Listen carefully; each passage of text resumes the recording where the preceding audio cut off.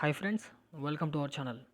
Friends, ఈ వీడియోలో నోట్ల ముద్రణ కంపెనీ రిలీజ్ చేసినటువంటి నోటిఫికేషన్ గురించి అయితే తెలుసుకుందాం. ఫ్రెండ్స్, పూర్తి వివరాలకు వెళ్ళే ముందు ఇంతవరకు మన ఛానల్ని ఎవరైతే సబ్స్క్రైబ్ చేసుకోలేదో వాళ్ళందరూ సబ్స్క్రైబ్ చేయండి ఫ్రెండ్స్. అండ్ ఒక లైక్ కూడా, మీరు చేసే లైక్ అండ్ సబ్స్క్రైబే మాకు చాలా ఎంకరేజింగ్గా ఉంటుంది.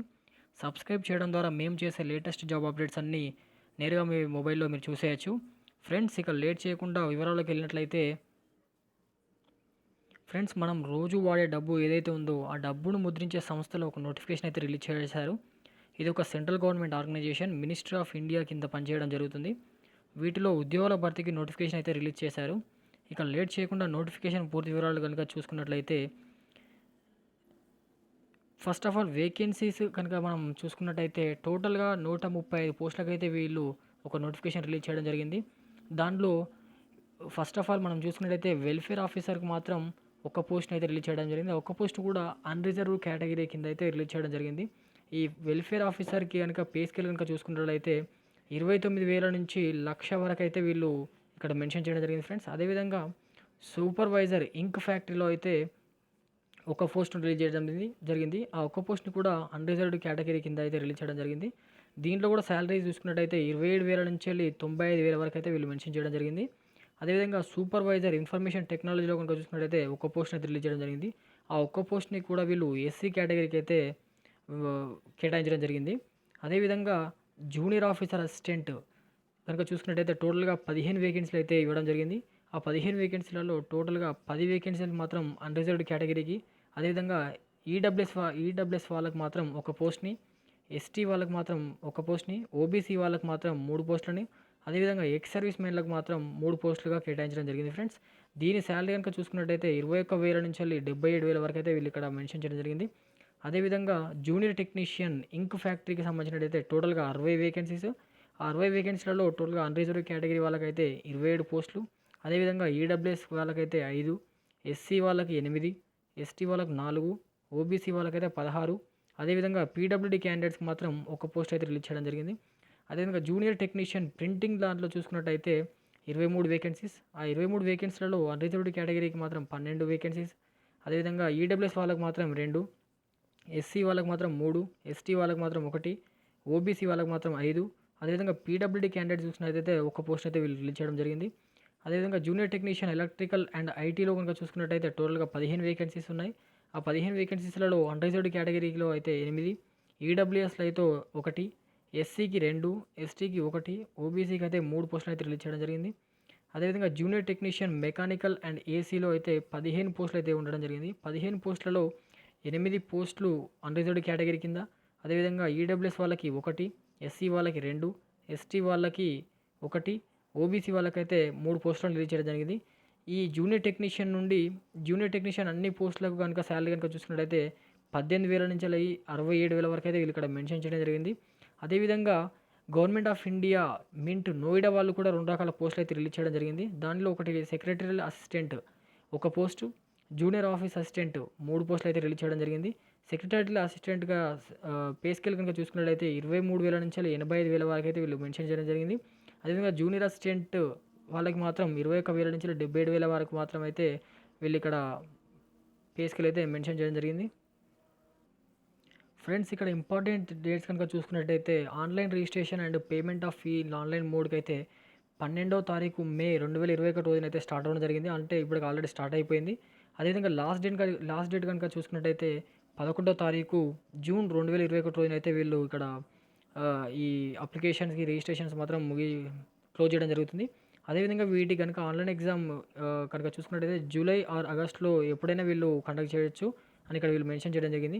అదేవిధంగా క్వాలిఫికేషన్ అండ్ ఎక్స్పీరియన్స్ కనుక చూసుకున్నట్లయితే ఫ్రెండ్స్, ఇక్కడ వెల్ఫేర్ ఆఫీసర్ కనుక చూసినట్లయితే వెల్ఫేర్ ఆఫీస్కి అయితే ఎవరైతే అప్లై చేసుకుంటున్నారో వాళ్ళు డిగ్రీ మాత్రం కంప్లీట్ చేసి ఉండాలి, లేదా డిప్లొమాలో సోషల్ సైన్స్ అయితే వీళ్ళు కంప్లీట్ చేసి ఉండాలి any recognised state government of board నుంచి అయితే. అదేవిధంగా దీంతో పాటు వీళ్ళకు హిందీ కూడా వచ్చి ఉండాలని ఇక్కడ మెన్షన్ చేయడం జరిగింది ఫ్రెండ్స్. అదేవిధంగా సూపర్వైజర్ ఇంక్ ఫ్యాక్టరీ కనుక సంబంధించినదైతే వీళ్ళు ఎసెన్షియల్ క్వాలిఫికేషన్గా first class full time diploma in dyestuff technology or లేదా పెయింట్ టెక్నాలజీ లేదా సర్ఫేస్ కోచింగ్ టెక్నాలజీ లేదా ప్రింటింగ్ ఇంక్ టెక్నాలజీ లేదా ప్రింటింగ్ టెక్నాలజీగా వీళ్ళకు క్వాలిఫికేషన్ అయితే ఇవ్వడం జరిగింది. హైయర్ క్వాలిఫికేషన్ కనుక చూసినట్లయితే బీటెక్ లేదా బీఈ లేదా బీఎస్సీ ఇంజనీరింగ్ రిలవెంట్ ట్రేడ్లలో వీళ్ళు కన్సిడర్ చేసుకోవచ్చని ఇక్కడ మెన్షన్ జరిగింది. అదేవిధంగా లేదా ఫుల్ టైమ్ బీఎస్సీ ఇన్ కెమిస్ట్రీలో అయితే వీళ్ళు కంప్లీట్ చేసి ఉండాలని ఇక్కడ మెన్షన్ చేయడం జరిగింది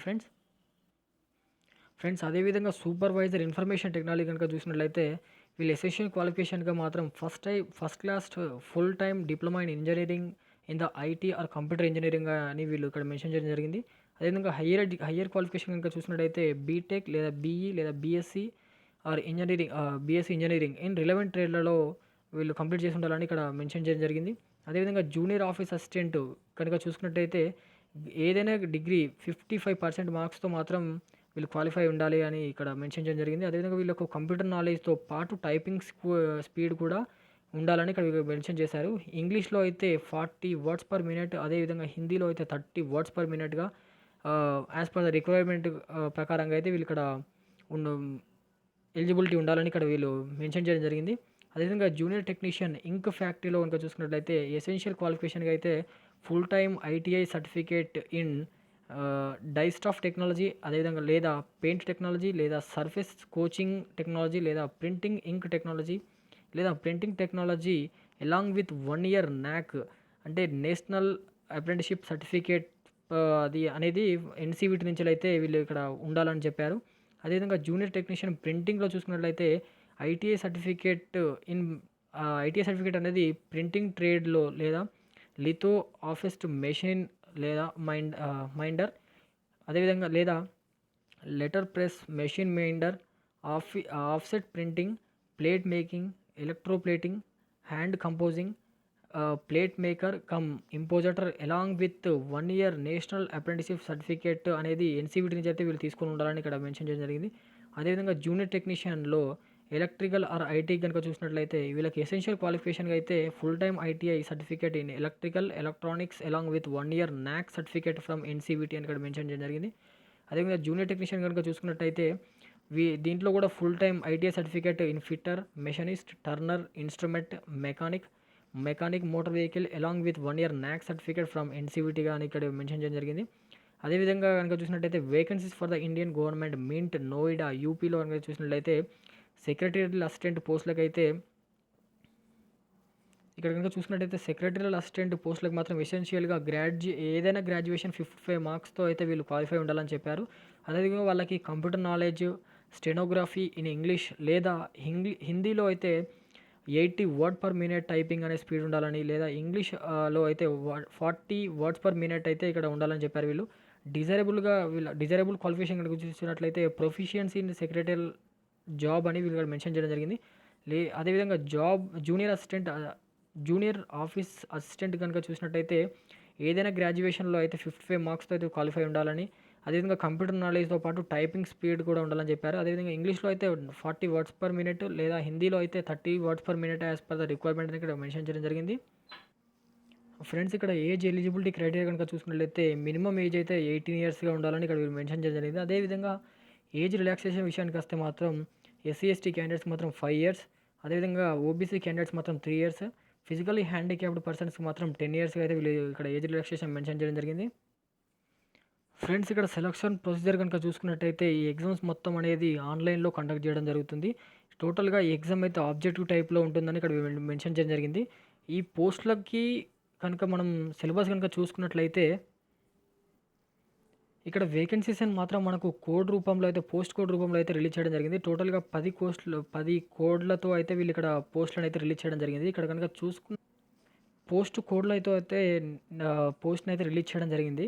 అదేవిధంగా 1 నుంచి 3 పోస్ట్ కోడ్ల వరకు అయితే టోటల్గా మనకి 240 మార్క్స్కి అయితే ఇక్కడ వీళ్ళు ఎగ్జామ్ కండక్ట్ చేయడం జరుగుతుంది. ఫ్రెండ్స్ దీంట్లో అయితే నెగిటివ్ మార్కింగ్ అనేది అయితే లేదు. టోటల్గా దీనికి టైం మాత్రం 120 నిమిషాలు అయితే ఇక్కడ మెన్షన్ చేయడం జరిగింది. అదేవిధంగా పోస్ట్ కోడ్ 4 నుంచి 10 వరకు మాత్రం టోటల్గా 160 మార్కులకి అయితే వీళ్ళు ఇక్కడ ఎగ్జామ్ అయితే కండక్ట్ చేయడం జరుగుతుంది. టైం వచ్చేసి మాత్రం 120 నిమిషాలు. అదేవిధంగా పైన వేకెన్సీస్లలో మెన్షన్ చేసినట్టుగా మాత్రం ఎలిజిబిలిటీ క్రైటీరియా మాత్రం ఎవరికైతే ఇక్కడ టైపింగ్ స్పీడ్ అనేది లేదా స్టెనోగ్రఫీ అనేది మాత్రం ఇక్కడ వీళ్ళు ఖచ్చితంగా ఉండాలని ఇక్కడ నోటిఫికేషన్ మెన్షన్ జరిగింది. మీకు ఏదైనా డౌట్స్ ఉంటే మాత్రం నోటిఫికేషన్ లింక్ మాత్రం డిస్క్రిప్షన్లో ఇస్తాను. ఆ లింక్ మాత్రం డౌన్లోడ్ చేసుకొని మీరు ఒకసారి క్లియర్ కట్గా అయితే చూసుకోండి. ఫ్రెండ్స్ ఇక్కడ ఎగ్జామినేషన్ సెంటర్స్ అయితే చూసుకున్నట్టయితే టోటల్‌గా 8 సెంటర్‌లు అయితే వీళ్ళు ఇక్కడ 8 సెంటర్‌లో అయితే ఎగ్జామ్ కండక్ట్ చేయడం జరుగుతుందని చెప్పారు. అది కనుక చూసుకున్నట్టయితే భోపాల్ మధ్యప్రదేశ్‌లో, ఇండోర్ మధ్యప్రదేశ్ అండ్ కలకత్తా వెస్ట్ బెంగాల్‌లో, హైదరాబాద్‌లో అండ్ ఢిల్లీలో అండ్ ముంబైలో, జబల్పూర్ మధ్యప్రదేశ్‌లో, బెంగుళూరు కర్ణాటకలో అయితే వీళ్ళు ఇక్కడ ఎగ్జామ్ సెంటర్స్ అయితే ఉంటాయని వీళ్ళు ఇక్కడ మెన్షన్ చేయడం జరిగింది. అదేవిధంగా ఇక్కడ గనుక చూసుకున్నట్టయితే దీని అప్లికేషన్ ప్రాసెస్ అయితే ఎలా చేసుకోవాలంటే ఆన్‌లైన్‌లో మాత్రం ఫస్ట్ ఆఫ్ ఆల్ మనం అఫీషియల్ వెబ్‌సైట్ నుంచెల్లయితే లాగిన్ కావాలి. అఫీషియల్ వెబ్‌సైట్ అయితే నేను ఇక్కడ డిస్క్రిప్షన్‌లో ఇస్తాను. First of all application registration చేసుకోవాలి. తర్వాత పేమెంట్ చేయాలి. తర్వాత మనకు దానికి సంబంధించిన వాళ్ళు అడిగినటువంటి సంబంధించిన డాక్యుమెంట్లు మాత్రం మనం ఇక్కడ స్కాన్ చేసినవి ఉన్నాయి మాత్రమే మనం అప్‌లోడ్ చేయాల్సి ఉంటుంది. దాని తర్వాత మనం అప్లై చేసుకున్నాక మనకు వచ్చేటువంటి ఒక రిజిస్ట్రేషన్ కాపీని అయితే హార్డ్ కాపీని మన దగ్గర రిఫరెన్స్ కోసం అయితే ఉంచుకోవాలి. ఎందుకంటే అది ఫ్యూచర్ రిఫరెన్స్‌లో అయితే పనిచేయడం జరుగుతుంది. ఫ్రెండ్స్ ఇక్కడ వీళ్ళు అప్లికేషన్ రిజిస్ట్రేషన్ అనేది ఎలా కావాలి అనేది మొత్తం డీటెయిల్‌గా ఇవ్వడం జరిగింది. దాన్ని ఒకసారి చూసుకుంటే మనకు కూడా అది కొంచెం ఐడియా అనేది వస్తుంది ఫ్రెండ్స్.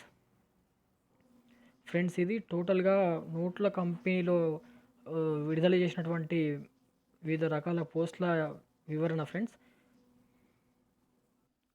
ఫ్రెండ్స్ అప్లై చేసుకునేటప్పుడు మాత్రం ఒకటికి 2 సార్లు అయితే మొత్తం అప్లికేషన్‌ని క్రాస్ చెక్ అయితే చేసుకోండి ఫ్రెండ్స్. ఎందుకంటే ఏదైనా మిస్టేక్ జరిగితే మాత్రం అప్లికేషన్ అనేది రిజెక్ట్ కావడం జరుగుతుంది. ఓకే ఫ్రెండ్స్, ఈ నోటిఫికేషన్ సంబంధించి మిగతా వివరాలని నేను ఇక్కడ డిస్క్రిప్షన్‌లో లింక్ రూపంలో ఇవ్వడం జరుగుతుంది. ఆ లింక్ ఓపెన్ చేసి అయితే అప్లై చేసుకోండి friends. Okay, thank you friends. Thank you for watching. ఏదైనా డౌట్స్ ఉంటే మాత్రం కామెంట్ సెక్షన్‌లో మాత్రం కామెంట్ చేయండి friends. Thank you very much friends.